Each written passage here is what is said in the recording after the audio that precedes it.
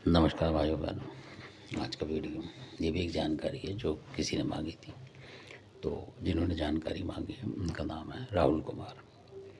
तो उन्होंने बोला है कि जो मातानंद माता है इनकी पूजा करता हूँ तो घर में लड़ाई झगड़ा हो जाता है, मतलब इस तरीके से उन्होंने बताया। तो इसमें क्या होता है कई बार कि बहुत सारे लोग जो हैं आपने देखे होंगे ज़्यादातर, और चौराहे वाली जो मैदान वाली माता है मदानंद, उनकी पूजा करते हैं ज़्यादा। आजकल देखा होगा हरियाणा में ज़्यादा होती है, मानना पड़ेगा आपको।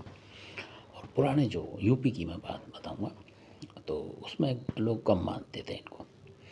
कभी तीज त्यौहार पे उस टाइम पे इनका करते थे। तो जैसे आपने देखा होगा बसोड़ा वगैरह और ये सब होते इस तरीके से होते थे पहले, उस तरीके से करते थे। और बाकी कभी कभार ज़रूरत पड़ी, यानी कि कुछ काम करना इधर उधर का, तो चौराहे पे कोई चीज़ करके आ गए और रख के आ गए, इस तरीके से होता था इनका। ज़्यादातर घरों में नहीं होता था, बहुत कम।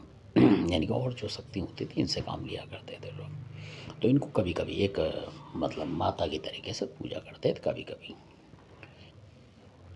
और आज जो है ज़्यादा कर रहे हैं इनको, तो इसकी वजह से भी कई बार दिक्कत हो जाती है। क्योंकि बहुत से लोग चौराहों पे रखते हैं और पूजा पाठ करते हैं, तो कई बार जो इनका प्रसाद रख के आते हैं, कई बार वहाँ पर किससे उतारा कुछ रखा और चले आप, तो कई बार कई लोग मुड़ के देख लेते हैं, कई बार कई लोग झूठे मुंह चले जाते हैं। इस वजह से तो कई चीज़ें उस शक्ति के साथ घर में आ जाती हैं आपके। और फिर जब आप चौराहे वाली की आप पूजा करेंगे घर में, तो वो नेगेटिव शक्ति भी उसके साथ रहेगी वहाँ। तो इस वजह से आपके घर में लड़ाई झगड़े वगैरह इस तरीके के होने के चांस हो जाते हैं। ये भी एक मतलब उसका एक पहलू है।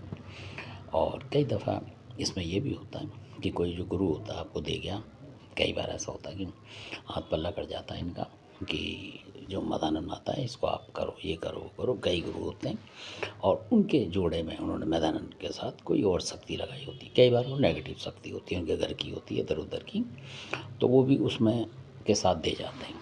तो कई ऐसी वजह हैं जो हो जाता है।